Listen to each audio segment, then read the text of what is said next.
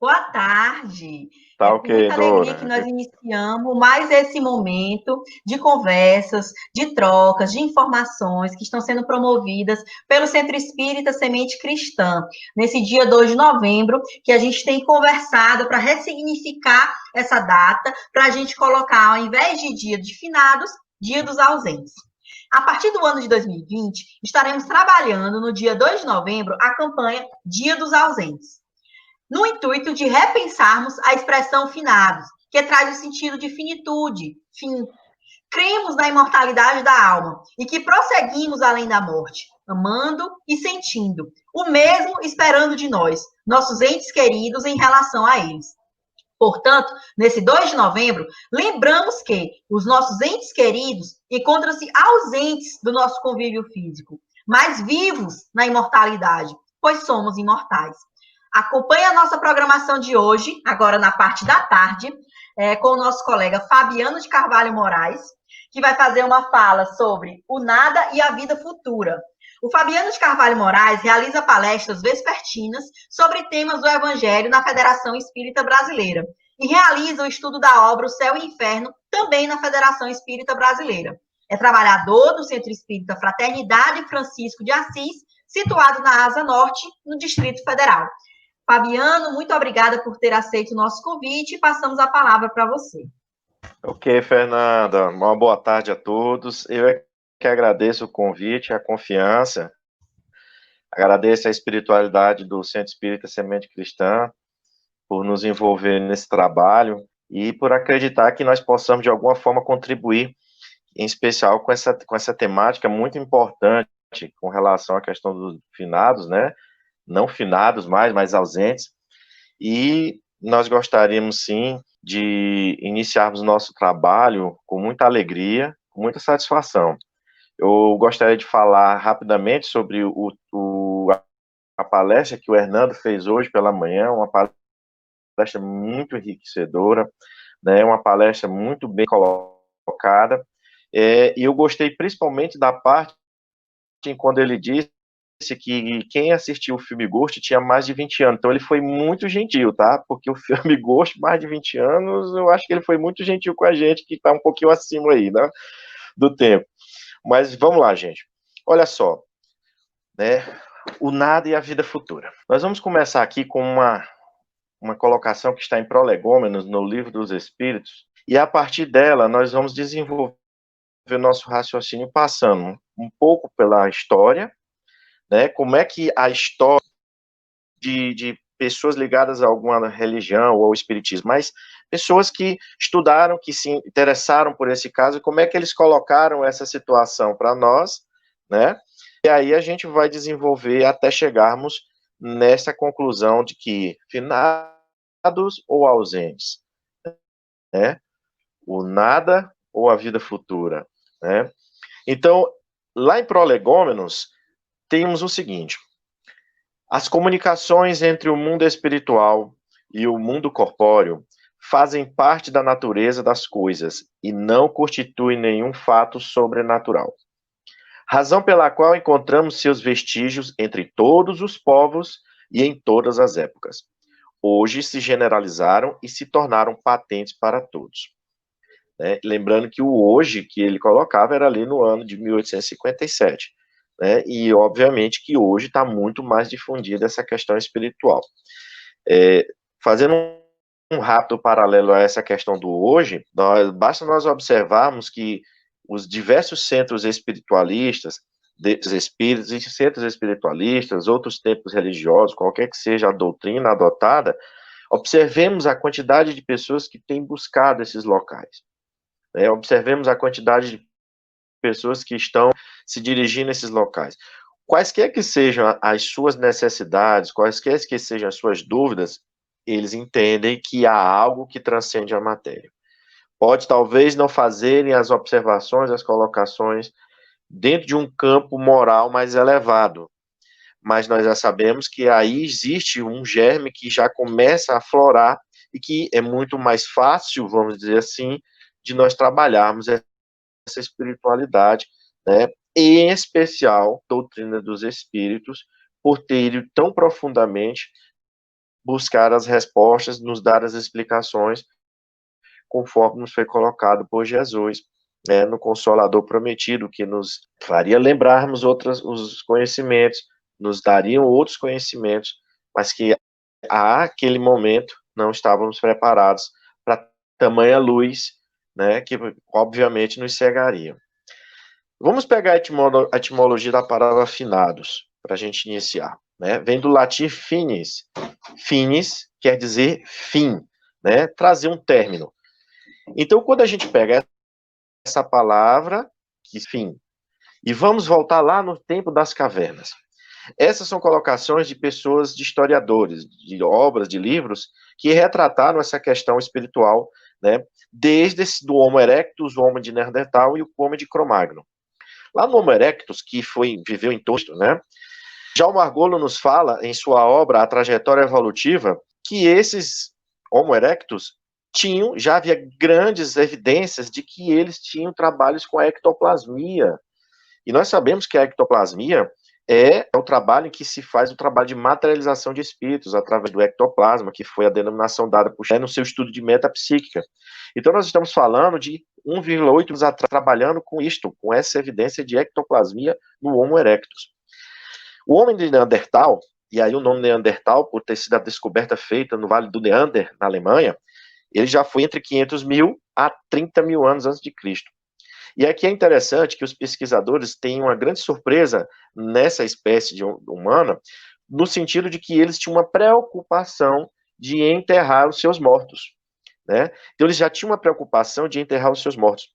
E o historiador, o Edward Malone Burns, ele fala lá no seu livro A História da Civilização, que ele diz o seguinte, indica talvez, aí ele usa a expressão talvez, porque a época em que ele escreveu esse livro, era natural que, por conta dos preconceitos da área da ciência, na época dos profissionais, ele não colocasse isso numa certeza, com receio de receber aí algum tipo de resposta negativa, né, de ser banido dos trabalhos. Não era incomum aqueles que abraçam essa temática há alguns anos atrás, dos seus companheiros cientistas deixarem ele de lado. Mas ele coloca que talvez viesse aí um desenvolvimento de um sentimento religioso, né, de uma possibilidade de se perceber que a criatura poderia ter que retornar àquele corpo. Então eles colocavam em covas rasas, e sempre acompanhados de alguns objetos que faziam parte da vida daquelas pessoas. Depois nós temos o Homem de Cro-Magnon, né, que foi descoberto nessa região da França.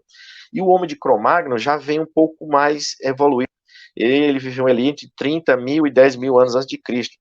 E segundo os pesquisadores, eles tinham uma crença na vida futura, numa possibilidade de uma existência posterior.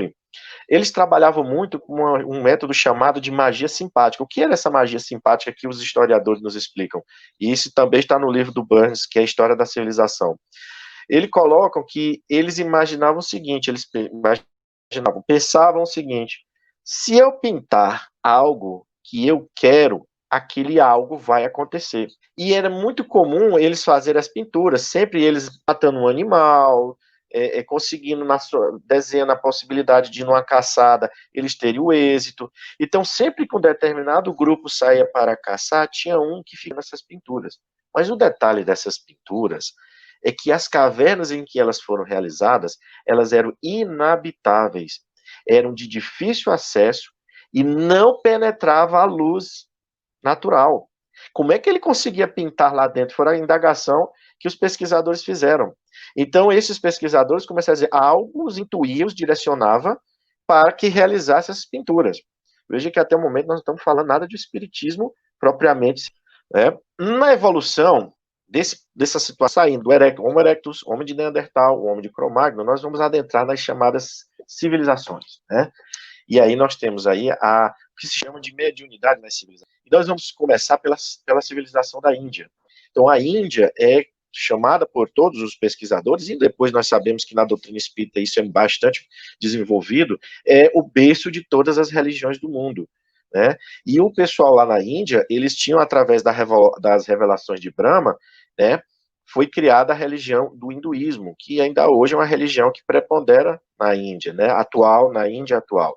Então, eles tinham lá um compilado que eles chamaram de Vedas, e Vedas em sânscrito significa conhecimento sagrado. Então, ali estavam descritos as mais variadas lições desse campo espiritual. A Índia, ela existiam lá o que eles na época chamavam de faquires. Os faquires nada mais eram do que os médiuns atuais.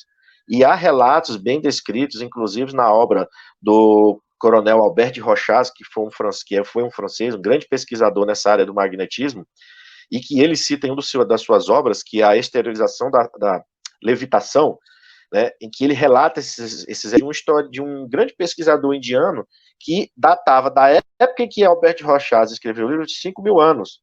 E esse pesquisador estava fazendo referências a situações há 10.000 anos atrás. Então, olha o tempo que já existia nesse campo da espiritualidade dentro da civilização da Índia, né? Mas existia também uma preocupação, assim, porque os sacerdotes que eram responsáveis por esse ensinamento, eles não repassavam isso para todo mundo. Existia todo um processo de escolha para aqueles aos quais iriam fazer parte ter aquele conhecimento, desenvolver aquele conhecimento, né? Não era vulgarizar essa prática mediúnica, vamos dizer assim. Nós vamos encontrar depois o Egito como uma grande referência também nessa questão espiritual, né? Então eles acreditavam na imortalidade da alma, eles acreditavam nas recompensas e castigos, né? Eles acreditavam em uma outra vida, eles tinham esse conhecimento da reencarnação. Nós sabemos que boa parte dos monumentos das suas construções fazem referência a essa questão espiritual, essa questão de transcender o corpo físico. O próprio processo de mumificação tornaria um dia naquele corpo, né? Então, aquele processo de embalsamento que a gente conhece, que eles desenvolveram muito bem essa técnica, era no intuito de preservar aquele corpo, né? Então, eles tinham também aí uma questão muito também peculiar no que diz respeito à vulgarização da prática mediúnica. Existia uma religião para o povo, e existia uma religião para os sacerdotes e para aqueles que tinham conhecimento. Para o povo era tudo em forma de lendas, de crenças e de festas. Então a gente vê muito isso na questão do Egito, nesse aspecto. Mas para eles, os sacerdotes, que eram monoteístas, né, eles tinham ideias espiritualistas, eles já avançavam nesse campo, eram bem avançados. Mas como nem todos deveriam e poderiam ter esse entendimento, eles passavam esse conhecimento nessa forma, né? E aí a gente já pode fazer aí um paralelo com a própria estratégia do Cristo, né? Que não disse tudo. E o que ele dizia, muitas verdades, ele dizia por parábolas, para que quem tivesse ouvidos de ouvir, que entendesse, né? É bem possível que nessa época no Egito, algumas pessoas que pegavam essas crenças, essas ideias, talvez ali eles captassem uma realidade. E, de repente, ali ele poderia fazer parte desse grupo de pessoas com esse conhecimento, né? Nós temos aí também um papiro que é conhecido como Papyrus Cadê, que é hoje conhecido como o Livro dos Mortos, né? Que teria sido escrito ali na dinastia de Ptolomeu. E esse livro traz todas as instruções de como você se preparar para a vida espiritual. Por isso ele é chamado Livro dos Mortos. Então ele traz toda a forma como tem que se fazer, quais são as atitudes, está lá descrito nesse livro. Então, veja que os egípcios também tinham esse avançado conhecimento nesse campo, né? Depois nós chegamos na Antiguidade Clássica, né? Principalmente ali nas penínsulas da Grécia, nas penínsulas gregas e itálicas. Aqui também se existe a crença na vida futura. Se existe também a crença na existência e sobrevivência da alma. E aqui a gente fala muito de Aristóteles, de Platão, né, e de outros pensadores da época. Mas, de uma forma mais geral, era interessante que, como eles acreditavam que a alma continuava vivendo, só que eles entendiam que ela ficava aqui próximos de nós, ou debaixo do solo, ou sob ele. Por isso que surgiu a expressão que a terra lhe seja leve, porque eles acreditavam que eles ficavam ali vivos, a alma por baixo da terra, né? Era um pensamento à época, já com a crença na sobrevivência da alma, já trabalhando nisso, mas dentro dessa visão de que eles ficavam aqui. Interessante também é a questão do sepultamento, que também o homem de Cro-Magnon, lá atrás, tinha essa preocupação. E o homem de Cro-Magnon, só para a gente fazer uma volta rapidinha lá, além da cova rasa e dos objetos, eles eram mais detalhistas, com a posição, com que o corpo ficava, com algum tipo de maquiagem que aquela pessoa usava, tudo isso no intuito de que aquela pessoa retomasse o corpo. E na Antiguidade Clássica tinham o entendimento de que a pessoa precisava ter um sepultamento digno. Aquele corpo precisava de um sepultamento. porque eles acreditavam que se não houvesse, aquele espírito se tornaria mal. Eles acreditavam que o espírito, por não ter um sepultamento digno, se tornaria mal e viria assombrar aquelas pessoas. E existe um livro chamado As Vidas dos 12 Césares, de Suetônio, que ele fala que Calígula, que foi brutalmente morto, né, ele não foi sepultado devidamente, não teve um sepultamento correto. E os guardas que cuidavam dos locais próximos ao local onde ele estava sepultado viam o seu fantasma e ficavam se queixando de que toda hora ele vinha perturbar as pessoas, os guardas que estavam ali. Foi que depois houve aí a exumação do corpo e foi feito um sepultamento, vamos dizer assim, dentro de um rito, para que o espírito se acalmasse. Então aqui a gente já vê que a alma, ao sobreviver, já tinha também aqui, nos relatos dos pesquisadores, nos livros, uma percepção aqui, nós estamos vendo que ele sobrevive e age cobrando alguma espécie de dívida, alguma espécie de protocolo, vamos dizer assim, que ele exigia para que ele tivesse paz no pós-mortem, né? Então a gente vai depois ver aí, principalmente nos gregos, né? Os gregos, eles tinham as chamadas pitonisas, os pitons, que era muito comum nos templos. Os templos eram chamados de oráculos, e o mais famoso deles, o de Delfos, né? Que ficava lá no templo de Apolo, e onde nós temos lá a célebre frase do a ti mesmo, né? Era comum que os sábios se unissem, se juntassem naquele propósito lá de deliberarem sobre conhecimentos mais avançados, né, sobre a organização e inclusive sobre questões da vida espiritual, e eles decidiram que essa frase seria uma frase importante que deveria ficar lá registrado no templo, o conhece a ti mesmo, que nós hoje sabemos que é bastante desenvolvido lá no Livro dos Espíritos, através de Santo Agostinho, né, onde nós falamos lá da intervenção dos espíritos, né, na questão dos anjos da guarda, principalmente. Chegamos até os babilônios. Os babilônios, segundo esses pesquisadores, eles acreditavam, né, em ordem de espíritos malévolos. Eles acreditavam que espíritos do mal, né, atormentavam as pessoas, né? E eles acreditavam também que a medicina deles não era somente praticada por aquela pessoa, aquele médico que tinha um determinado conhecimento sobre a anatomia humana, né? Ele mesmo, o médico, tinha a crença de que ele não estava só e que quando ele agia, quando ele prescrevia alguma medicação, ele não estava ali simplesmente tirando isso somente da sua cabeça, mas que uma ideia estava ali sendo sugerida por um espírito que tinha esse conhecimento mais amplo. Então, isso era já pelos babilônios, né, os povos daquela época, já tinham esse entendimento. Inclusive, a própria organização, desses grandes decisões, e aqui também na Antiguidade Clássica, muitos dos grandes generais, dos grandes estadistas, aqueles que tinham responsabilidades com as cidades, que tinham responsabilidade com a administração, enfim, com os cuidados que a época requeriam, eles iam buscar informações junto às pitonisas, junto a esses sacerdotes que tinham esse conhecimento, que tinham esse contato com a vida espiritual. Isso está muito bem relatado nessas obras. E aí nós chegamos nos druidas celtas, né? Os druidas celtas, para nós, nós espíritas sabemos que foi revelado a Allan Kardec que ele havia sido um druida na época, né? E os druidas viveram entre 600 a 50 anos antes de Cristo. Eles eram sacerdotes especializados em contato com o plano espiritual. Então, Allan Kardec druida, nessa época, era um sacerdote especializado no contato com o plano espiritual, né? Então, não foi à toa a sua escolha, obviamente, por outras qualidades, por outras questões que a espiritualidade o colocou a serviço dessa grande empreitada. Mas nós estamos vendo que as escolhas para as grandes missões, como nos é relatado em O Evangelho segundo o Espiritismo, Deus não coloca nas mãos de qualquer espírito grandes missões, porque ele sabe que aquela responsabilidade pode esmagar. Então, ele coloca sempre naqueles que estão preparados. Então, a gente vai percebendo aqui que já podemos deduzir dessas obras que esse conhecimento de contato com o plano espiritual, com a sobrevivência da alma, está muito claro. Principalmente nos mais antigos, a questão da reencarnação ela está mais, vamos dizer assim, mais explícita, né?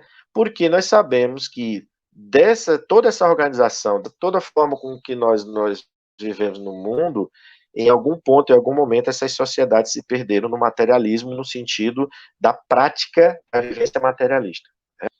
Porque nós sabemos que a matéria, como nós conhecemos, essa matéria que, vamos lá, o dinheiro, a propriedade, uma casa, um prédio, uma fazenda, enfim, aquilo que nos dá um status, uma posição, uma condição peculiar dentro da sociedade, ela é normal. Ela faz parte de uma etapa de sermos experimentados para trabalharmos em nós valores morais e também o desenvolvimento intelectual. Mas o materialismo que nós falamos aqui, que é o materialismo que o Espiritismo combate, é aquele da nossa, o quê? A nossa prática materialista. Né? Não é porque eu tenho que eu só vivo apegado a isso. Para mim, a referência é o dinheiro, para mim, a referência é a propriedade. Isso é uma atitude materialista. Eu posso ter atitude materialista sendo um religioso, e é um contrassenso muito grande, né? Porque a gente hoje nós herdamos uma gama de conhecimentos nesse campo em que a gente deve ter mais cuidado quando a gente fala em ter. Né? E a espiritualidade nos coloca muito isso, muito bem lá no Livro dos Espíritos, né, sobre as experiências que nós temos que passar, e lá no Evangelho segundo o Espiritismo, quando fala da prova da riqueza. Né?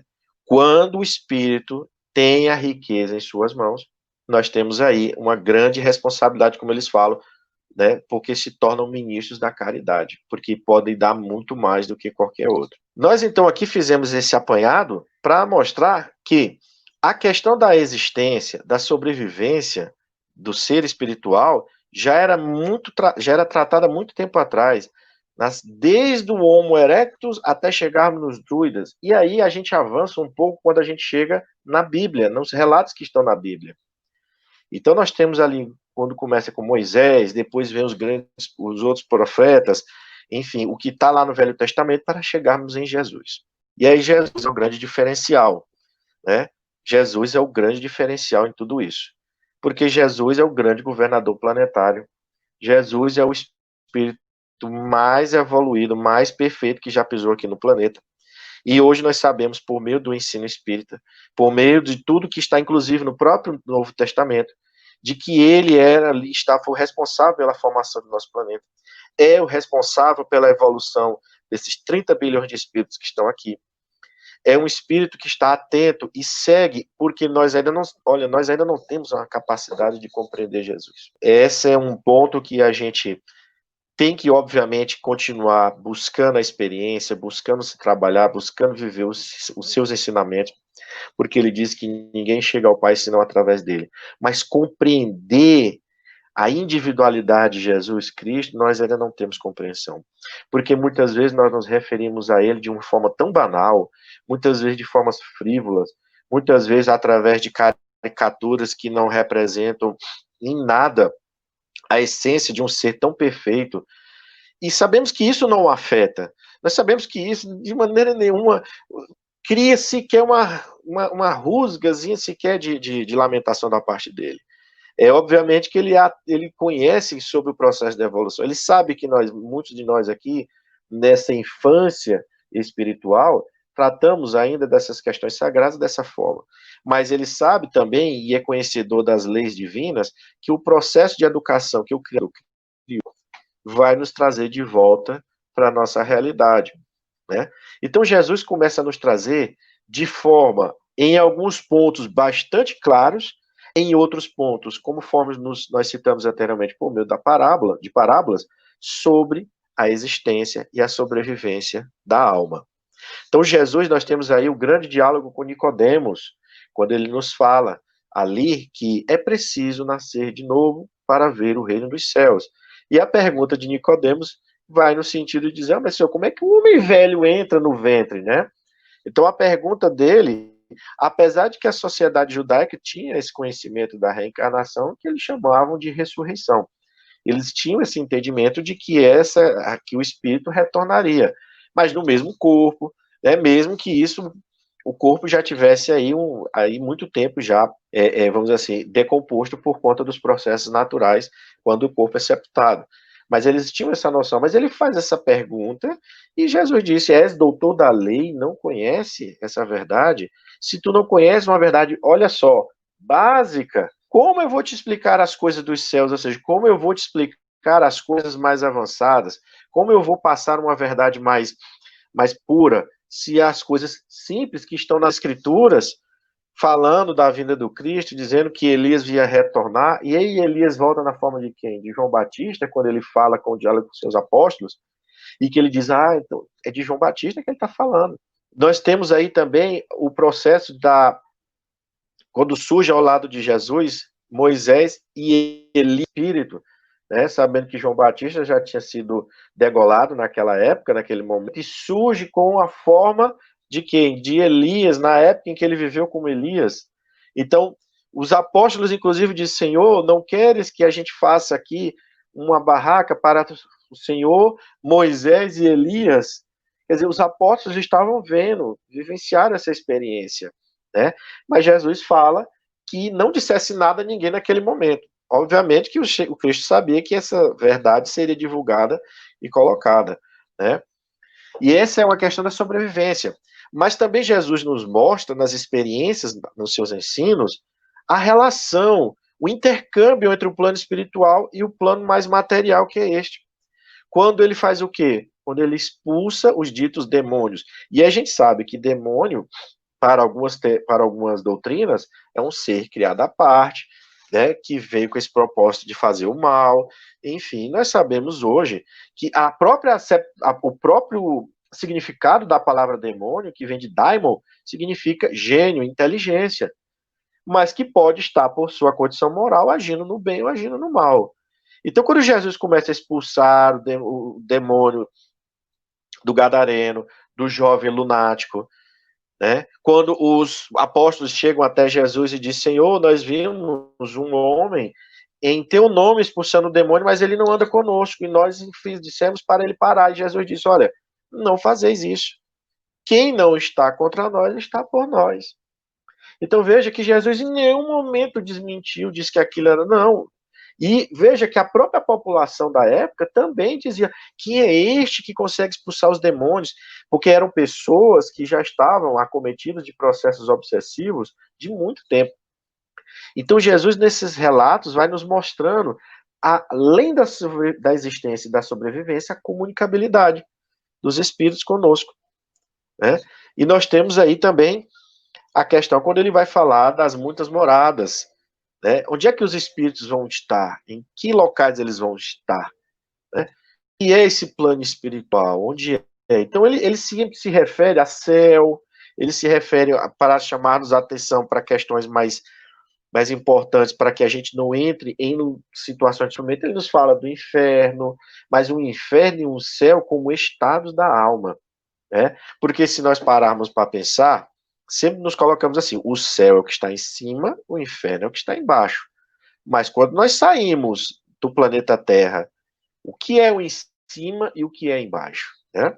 E nós sabemos que grandes estudiosos, pesquisadores que no futuro vieram trabalhar essa ideia de forma mais clara, né, foram queimados, foram torturados, e nós sabemos que aí estava preponderando um interesse puramente humano, material, né, um desejo, como Jesus fala, mais vinculado a servir a Mamon, né, e Mamon aí na representação de tudo aquilo que a alma tem de rude, que a alma tem de fornicação, que a alma tem de crimes, né, de causar problemas a seu próximo. E aí nós vamos chegar na doutrina dos espíritos. No intervalo de Jesus, da vinda de Jesus, de todo o seu trabalho, de todo o seu legado, do próprio trabalho dos apóstolos que vieram posteriormente, até chegarmos à doutrina dos espíritos, nós temos aí umas situações de conflitos. Nós temos aí grandes situações que levaram a dores. Nós temos aí situações muito, muito, muito peculiares em alguns locais, como guerras, né? Nós temos aí algumas situações em que imperaram o desejo carnal e criou-se graves problemas, né, nas relações, levando-se a grandes crimes. Então, Jesus já havia dito isto lá no seu sermão profético, nos dado orientações. Então, ninguém dá uma orientação para visar ao futuro se não existisse a alma e ela sobrevivesse. O governador planetário não chegaria aqui e nos dizer algo que não existisse. Ele não ia nos colocar aqui um conhecimento de tal magnitude, ainda que para nós naquele momento não fosse tão abertos, dizendo-nos que a gente olha, se tiveres no telhado, na montanha, não voltes ao campo. Ou seja, o que ele estava nos dizendo aí? Que aquilo que a gente houvesse conquistado em termos de moral, em termos de renovação, que esses momentos, quando eles acontecessem, que a gente não voltasse a praticá-los só porque a maioria está fazendo, só porque a grande maioria está ainda lidando com essas dificuldades, mas que resistíssemos à tentação. Qual é a necessidade de uma orientação se não existisse a sobrevivência da alma? Então, a gente faz essa pergunta porque sempre que a gente vai ler o Evangelho, seja a Bíblia, seja qualquer obra religiosa, porque também em outras obras, conforme a gente já viu aqui nessa questão mais histórica, relatos também de sobrevivência, existência, comunicabilidade, né, dos espíritos, falando em a questão da própria evolução, falando na reencarnação, a gente tem que se perguntar por que isto? Por que esse conhecimento? O que ele quis dizer com isso? O que quer dizer? Qual a conexão que tem lá dos Vedas até chegar no Evangelho, até chegar no Livro dos Espíritos? Qual é a conexão que existe entre isto, esses conhecimentos? Em que a gente pode realmente se basear? É certo isso?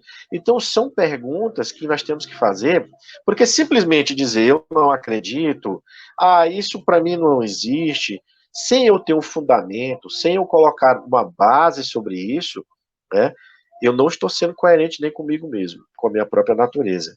E aí é onde a gente vai chegar aqui no Espiritismo, que vai nos colocar isto de uma forma muito, muito profunda e de um fácil entendimento, porque a linguagem que o Espiritismo nos traz, e isto foi o propósito dito pelos próprios benfeitores espirituais, viemos falar claro, para que todos tenham acesso a essa informação. Ou seja, chegamos em um momento nosso que já tínhamos capacidade, ainda que seja a chamada pontinha do véu de Ísis, como a gente fala, ou seja, não foi revelado tudo naquele momento, não foi colocado tudo de uma forma muito, mas já tínhamos entendimento para que aquelas perguntas feitas por Allan Kardec nos começassem a nos trazer para essa realidade maior. Então nós temos aí a origem e a natureza dos espíritos, nós temos aqui o mundo espiritual como sendo um mundo normal, um mundo primitivo. E é interessante a gente falar nessa questão do mundo espiritual, do mundo primitivo, né? Porque a gente fala o seguinte, é muito comum a gente falar assim, olha, fulano faleceu, morreu, desencarnou e foi para o mundo espiritual. Acontece que quando a gente observa essas obras históricas, quando a gente chega na Bíblia, quando a gente vê os druidas, quando a gente observa a antiguidade clássica, quando a gente chega no próprio espiritismo, que a gente vê essa relação do mundo espiritual, em que um espírito está próximo, em que um espírito está atormentando. Onde é esse mundo espiritual, então? Porque ele não está num corpo físico. Então a gente começa a observar que essa realidade espiritual é esta também no que nós estamos vivendo. Mas aqui nós estamos numa condição em que a matéria, que foi origem cósmica universal, ela é mais densa. Então os espíritos que aqui há dentro, precisando, obviamente, de um corpo perispiritual, que é também a revelação que nos dá de que o espírito possui um corpo que faz com que uma conexão com esse corpo mais denso para poder atuar nessa matéria. Isso aqui é uma realidade espiritual. Nós somos espíritos dentro de uma realidade mais densa, que exige de nós um compromisso maior com a nossa consciência, que exige de nós um compromisso maior com a nossa forma de entender a realidade que nos acomete no dia a dia, né? Então, quando Kardec pergunta que definição se pode dar dos espíritos, e a espiritualidade responde, posso dizer que os espíritos são seres inteligentes da criação. Então nós somos uma individualização de um princípio inteligente que nos foi narrado no livro primeiro do Livro dos Espíritos, né? Nós somos espíritos, seres inteligentes da criação. E se nós temos a inteligência, ela deve ser utilizada para que a gente dê encaminhamento, esse aprofundamento, esse aprendizado, né? Que a gente continue tendo esse aprimoramento. E é interessante também que Kardec, quando ele faz a pergunta sobre, por exemplo, a existência de Deus, que também é muito importante. Não vou dizer que aqui que seja o tema que não seja importante a ser tratado, obviamente que é, porque é a primeira pergunta que ele faz no Livro dos Espíritos.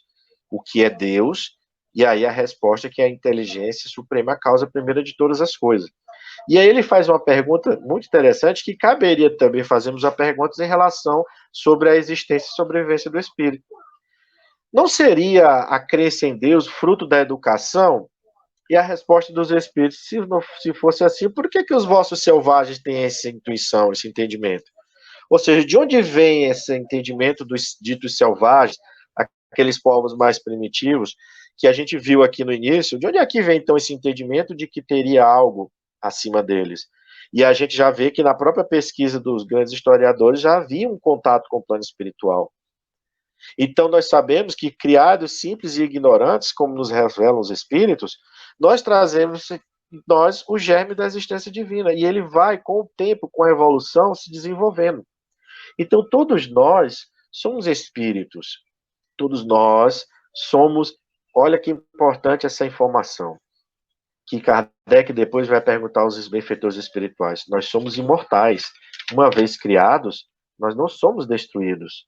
E Kardec faz uma pergunta, ora, não é muito fácil concebermos algo que foi criado e que não possa ser destruído. E a espiritualidade responde a algo muito importante, que aí é onde a gente entra em outro aspecto, a nossa capacidade de entendimento. Nós chegamos no momento em que poderíamos ter revelações importantes nesse plano, mas nem tudo. E ele diz o seguinte, que compreende a dúvida, que compreende essa questão, mas que por agora, que somente nós nos dedicássemos a entender que nós não somos destruídos, que nós somos imortais. Ou seja, esse entendimento, essa forma de compreender, virá mais à frente, quando nós tivermos condições, quando nós tivermos, inclusive, vocabulário que expresse essa verdade, porque nem tudo a gente conseguiu expressar. Se nós observarmos com uma riqueza de detalhes, o próprio Livro dos Espíritos, eles nos relatam que ele vai buscando alguma palavra que consiga traduzir o melhor possível aquele pensamento. E eles dizem, olha, a questão de palavras é de vocês. Se entendam. Porque a realidade existe, acontece, independentemente do que nós acreditamos ou não. Então nós precisamos entender isso. E aí entra esse princípio da evolução do espírito.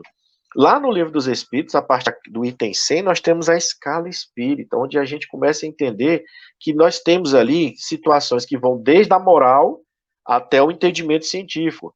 Então, nós sabemos por que, por exemplo, os babilônios acreditavam nos espíritos maus. Por que, o pessoal ali da Antiguidade Clássica acreditava que o espírito ficava ali perturbando as pessoas por causa de um sepultamento. Não era por causa do sepultamento. Não é, o espírito não era mal, não porque ele nasceu mal, mas porque ele passou por um processo de evolução. Nas suas experiências, ele fez escolhas, e escolhas que o aproximaram mais da realidade dessa material, ou seja, dos prazeres do mundo, dos gozos do mundo, do que propriamente da sua natureza mais espiritualizada. Ou seja, ele não avançou nesse ponto. E, obviamente, que por ele sentir a necessidade de sentir os prazeres, ou até mesmo como nos revela os espíritos, quando Kardec pergunta no Livro dos Espíritos, por que a obsessão acontecia? Eles obsediam porque eles se sentem bem? Não, o fazem por inveja. Veja que o sentimento da inveja, que a necessidade de perseguir, de fazer o mal, no livro O Céu e o Inferno, nós temos na primeira parte, que eles nos relatam que, a depender do espírito, eles chegam quase a ser felizes praticando o mal. Então, está aí o livre-arbítrio também. Veja, poxa, mas por que Deus permite, então, tamanhas atrocidades? Tudo tem um porquê. Nós estamos aprendendo. As lições divinas, as correções vêm sempre na oportunidade certa. Hoje nós temos aqui a oportunidade de fazermos um trabalho na Seara Espírita. Hoje nós temos aqui uma oportunidade de estar realizando um trabalho profissional, de estarmos dentro de uma família. E em outros contextos anteriores também o tivemos. Como foi que nós fizemos uso disso? Como foi que nós fizemos uso dessa oportunidade? Os Espíritos nos revelam que entre uma encarnação e outra, somos espíritos errantes. Dependendo do nosso grau de evolução, a gente vai aprimorando, vai aprendendo, vai vendo onde foi que erramos para que na encarnação seguinte a gente consiga, ao menos, não errar tanto. Então, esses princípios, a doutrina espírita vai nos trazendo qual é a necessidade da encarnação. É a forma como Deus entende que para a gente evoluir precisa passar por essas etapas mais materiais para viver a experiência. Eu aprendo melhor no plano espiritual, eu compreendo melhor a realidade espiritual, mas eu preciso pôr isso em prática e é aqui que eu ponho em prática. E isto vai até nós adquirirmos a condição de espírito puro. E à medida que nós vamos avançando, e essa é a revelação que os espíritos nos trazem também, é que esse corpo físico vai ficando menos denso, menos pesado, e o espírito vai se manifestando melhor, vai se adaptando melhor à realidade. Então, veja que eles nos falam que para a condição de mundo que nós estamos indo, que é de regeneração, o amor prepondera, mas o mal ainda existe. É uma estação de descanso, de refazimento de forças para continuarmos a nossa caminhada. Mas nos mundos de regeneração, também estamos propícios ao erro. E aí a necessidade do esforço, que eles nos trazem essa questão da responsabilidade, que é muito importante. Então, quando a gente hoje tem todos esses ensinamentos trazidos pelos Espíritos, onde eles nos falam, e aí só voltando a Jesus, quando fala quando ele faz a questão do expulsando os demônios, que é essa intervenção do plano espiritual, e aí nós temos o capítulo no Livro dos Espíritos falando da intervenção dos espíritos no mundo corpóreo. E todo esse conhecimento, tudo isso que a doutrina espírita traz, não foi simplesmente baseado numa teoria, num sistema, foi na prática, foi na observação do fenômeno, foi no próprio fenômeno se denominando como espírito, como eles nos relatam na introdução do Livro dos Espíritos. E daí se desenvolve todo um corpo de conhecimento em que estão divididos em 5 obras, em que nós tratamos da filosofia, nós tratamos da prática mediúnica, da justiça divina, da moral no Evangelho segundo o Espiritismo e da criação na Gênese. Nós temos dentro disso tudo o Evangelho propriamente dito, subsidiando essa base, porque Kardec falou, o Espiritismo não criou moral nova nenhuma. A moral do Espiritismo é a moral do Cristo. Então, nós trazemos nesse momento, chegada até essa etapa da nossa fala, dentro dessa realidade do que é o nada, dentro dessa realidade do que é a vida futura. Nós estamos falando desde pessoas que tinham simplesmente o intuito de pesquisar, até chegarmos no Jesus, até chegarmos no Espiritismo, e daí vir tantos outros trabalhadores, Leon Denis, né, Chico Xavier, tantos outros médios, Ivone do Amaral Pereira, e aqui nós estamos falando de Brasil, mas tantos outros médios em vários lugares do mundo, que se dedicaram e se doaram a traduzir esse conhecimento, levando consolo, gente, consolador prometido. E ao chegarmos numa data como esta, em que se determinou que seria uma forma de homenagear os mortos, que mortos? A gente fazia a pergunta agora. Se nós já tínhamos, desde épocas primitivas, a manifestação de inteligência junto aos Homo erectus, Neandertal, Cro-Magnon, desde as sociedades das civilizações como a Índia, o Egito, a Grécia, a Roma, a Babilônia, em que se já estabeleceu esse intercâmbio, onde está a morte? Onde está o fim? E a espiritualidade nos dizendo que nós não morremos, somos infinitos. Agora, uma grande questão, e aí a gente tem que sempre se fazer essa pergunta, o que eu faço com esse conhecimento? Como eu trabalho em mim? Como eu trabalho na minha família? Como eu vou trabalhar na sociedade em que eu vivo este conhecimento? Quais são as minhas atitudes a partir de agora, ao estar ciente, ao crer que eu sobrevivo à morte, que o meu ente querido sobrevive à morte, e o que é mais também importante da gente observar, o meu inimigo sobrevive à morte. Porque se fosse só nossos entes queridos era bom demais, mas aqueles em que a gente se desentendeu também sobrevivem. E aí Jesus nos chama, nos conclama na lição de que enquanto o seu inimigo estiver convosco no caminho, fazei as pazes com ele. O que ele estava nos dizendo? Vocês vão continuar. De que forma vocês vão continuar? Jesus não ia dar um ensinamento desse se ele não tivesse, se ele mesmo não fosse um espírito passado pelas mais diversas experiências de chegar ao grau máximo e simplesmente chegar aqui para 30 bilhões de espíritos e dizer assim, ó, eu vou brincar com vocês agora.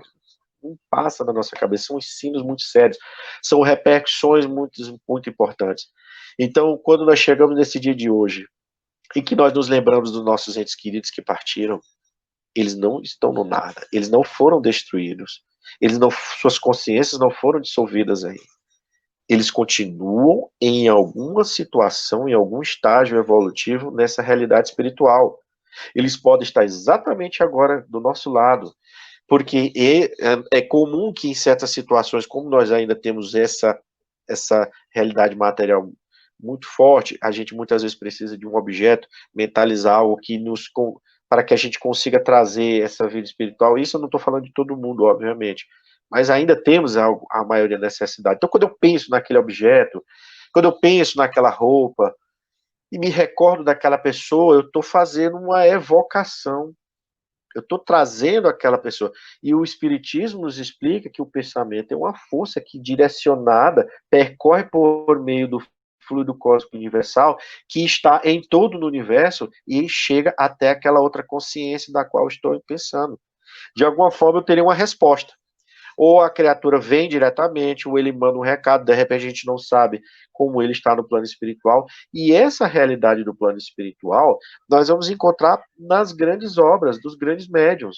E dos médiuns sérios que traduziram aí o que viram, o que foram levados em desdobramento, para nos trazer como é que é a realidade da alma, então, depois dessa primeira passagem. Nós temos Chico Xavier aí com mais de 400 obras, né? Nós temos aí o espírito Manuel Filomeno de Miranda, que é hoje um grande especialista nessa questão da obsessão, ou seja, ele trabalha mostrando-nos essa realidade de espíritos que obsediam outros aqui, como é que se organizam essas entidades, mostrando-nos para nós que a evolução de conhecimento e moral não segue muitas vezes exatamente o mesmo tempo. Nós temos a Ivone do Amaral Pereira, que também traduziu a sua visão, a realidade espiritual.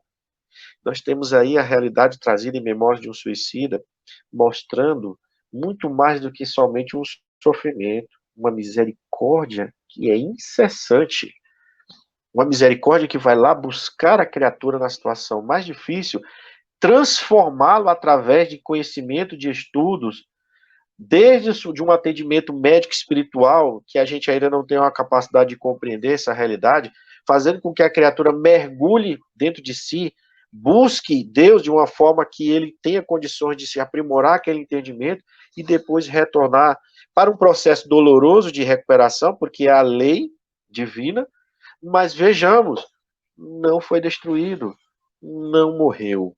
Isso é muito consolador. Eu posso ter recordações dessa criatura da melhor forma possível. Conforme o Hernando nos disse hoje pela manhã, espírita sofre, budista sofre, católico sofre, protestante sofre, todos nós, quando alguém muito querido parte primeiro, natural sentimos uma dor, natural chorarmos. Eu queria que essa criatura continuasse por mais tempo aqui, estava tão bom, mas ele não morreu ao ponto de ser destruído. Então eu tenho que tirar esse sentimento doloroso, essa imagem amarga, esse ácido da mágoa, da raiva, o mais rápido possível. E eu posso ter contato com ele. Posso ter contato com ele, desde uma experiência mediúnica mais ostensiva, como pelos sonhos. Temos lá no capítulo, falando da intervenção dos espíritos, Kardec faz perguntas sobre o sonho. E a espiritualidade traz uma dissertação, pegando quase que 2 páginas, nos falando de que o sonho é a lembrança nossa no plano espiritual. Muitas vezes pode aparecer distorcido, e hoje nós temos grandes estudos trabalhando essa realidade dos sonhos, né? Nos traduzindo essa lembrança, sendo avisados de algo que vai acontecer, que são as premonições, tendo contato com entes queridos que muitas vezes vêm para nos dar a sua atenção, ou nós que temos um pouquinho mais de entendimento, consolá-lo no plano espiritual, porque às vezes o espírito desencarna, mas não queria ir, queria ficar, não queria ir, vir, enfim. Olha o intercâmbio. E aqui eu faço menção a uma obra chamada O Significado Oculto dos Sonhos, que é de lá Martinho Palhano Júnior, e Alquimia da Mente, de Hermínio Corrêa Miranda. Pesquisas, eles foram pesquisadores, eles foram atrás de estudiosos e também trazendo as práticas mediúnicas dentro desse conceito, nos mostrando uma realidade, convencendo-nos, e desde que nós, obviamente, estejamos com os olhos e ouvidos abertos, dessa realidade maior.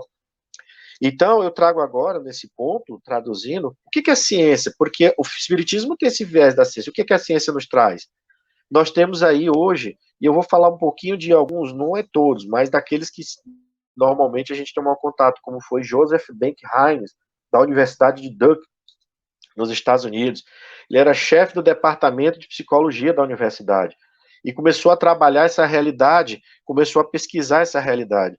E ele fez um experimento muito interessante. Ele pegava algumas figuras com imagens de círculos, de quadrados, de triângulos, e pegou matemáticos, estatísticos e fez lá um cálculo para dizer qual era a probabilidade de se adivinhar o que era certo e o que era errado. E a probabilidade era 7 acertos para cada 25 cartões. E ele, nas experiências de gente que fez 7, 25, 9 para 25, 15 para 25, inclusive acertou as 25. E ele foi aprimorando essa experiência, ele chegou a uma conclusão de que a mente, olha só a conclusão dele, ele chama de mente. A mente, como sistema não físico, agindo de forma não física, sobre objetos físicos, produz efeitos físicos. Essa foi a conclusão que Banks chegou, Heine chegou. Nem pergunta se o que foi que aconteceu com ele na universidade, né?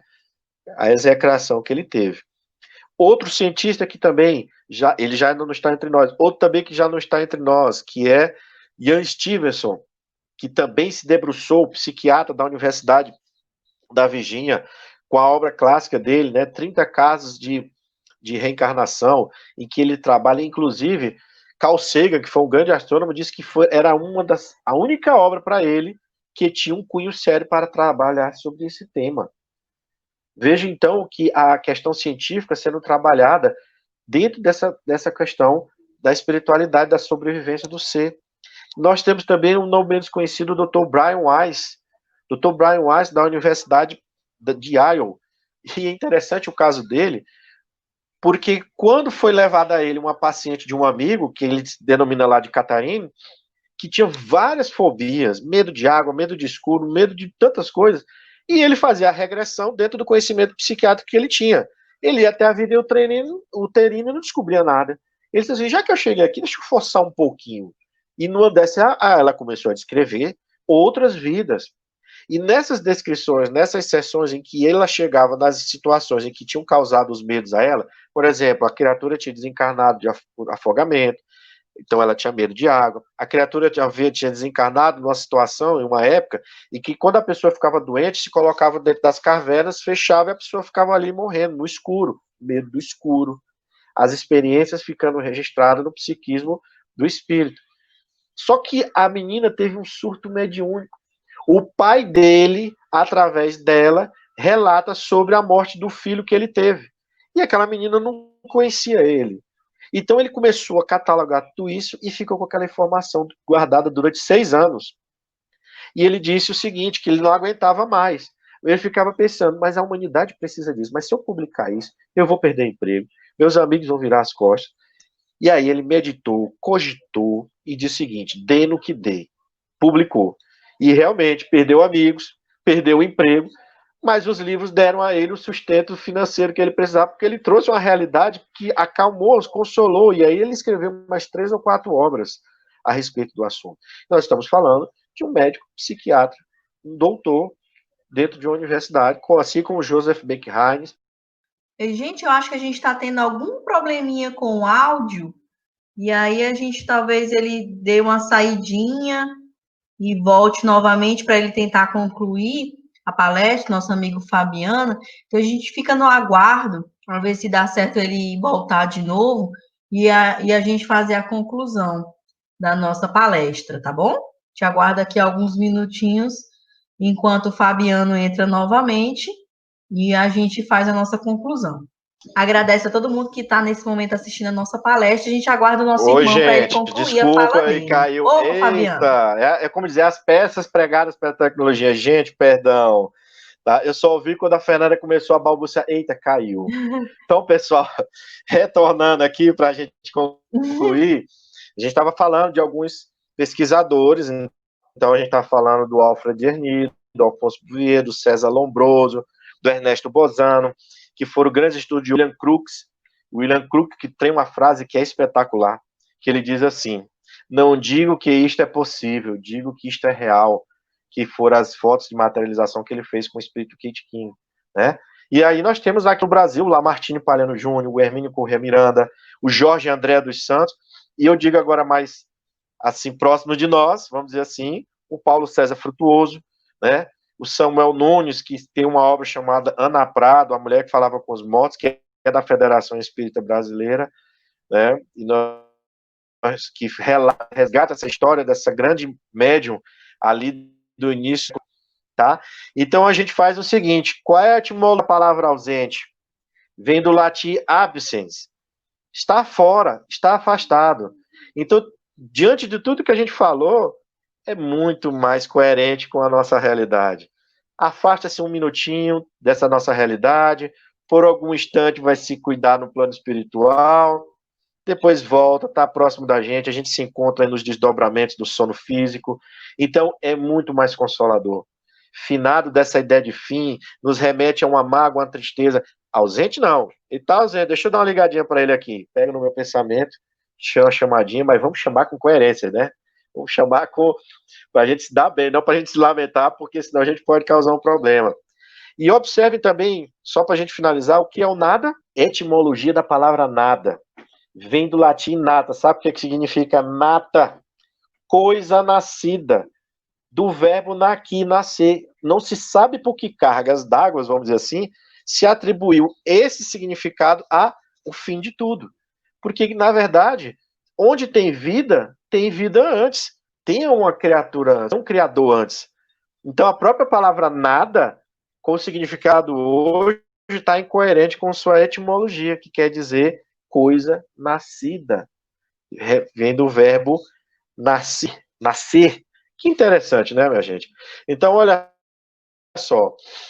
Apesar dessa quebrazinha que a gente teve do áudio, um pouquinho do raciocínio, éramos isso que nós gostaríamos de trazer ao nada e ao futuro. Então, nós temos aí no Espiritismo tamanhas informações baseadas em fatos, tudo. Sabemos que estamos em contato constante com os nossos entes queridos, mas também vamos fazer prece pelos aqueles que também nós trazemos de algum tipo de experiência mais dolorosa, que muitas vezes vem nos cobrar, que muitas vezes a gente pede para expulsar, mas que a gente tem que orar por eles também, pedindo perdão pelos equívocos, e obviamente que a espiritualidade que está atenta sabe até o limite que essa ação deve ocorrer. É a nossa renovação, é um chamado para a nossa renovação, mas principalmente para o dia de hoje, lembremos-nos, eles não estão mortos, eles não chegaram ao fim, eles estão próximos de nós, basta que a gente comece a trabalhar com muita sinceridade essa informação e a nossa vida, o nosso mundo caminhará mais rápido para a regeneração. Nós estaremos mais conscientes do que é o bem que temos que fazer, devemos evitar. Agradeço a oportunidade, Fernando, agradeço ao Semente Cristã por nos dar nos trazer esse sentimento de compartilhar, de ser útil nessa seara, porque sabemos que ela é grande e o esforço que todos nós devemos fazer, primeiro sobre nossas imperfeições, ele é muito grande. Jesus nos falava da porta estreita, mas que uma vez que a gente consiga passar pela porta estreita, a gente não se esqueça de fechar, que essa porta tem que ficar aberta para os outros também, e que devemos levar o nosso exemplo, o nosso melhor, a quem quer que seja, e nos esforcemos para isso. Esse é o recado que eu deixo para todos, que todos possam ter um excelente feriado, uma semana abençoada, tá? Muito obrigado.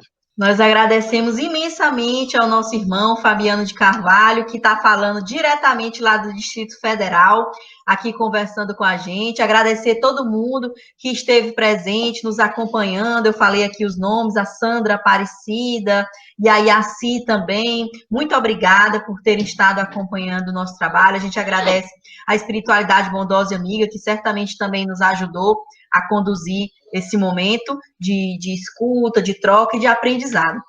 A gente gostaria de lembrar e convidar todo mundo que está aqui a acompanhar a nossa atividade de encerramento desse Dia dos Ausentes, que será a nossa palestra de hoje, às 8 horas da noite, nesses mesmos canais, tanto o Facebook quanto o YouTube, com a nossa irmã Luciana Vieira, que vai fazer uma palestra com o tema O Temor da Morte. Sintam-se todos e todas convidados e convidadas a esse momento de encerramento. Agradecemos imensamente a todos aqui presentes e a gente deseja uma semana de muita luz, de muito amor para todo mundo que está aqui. Até a próxima. Tchau.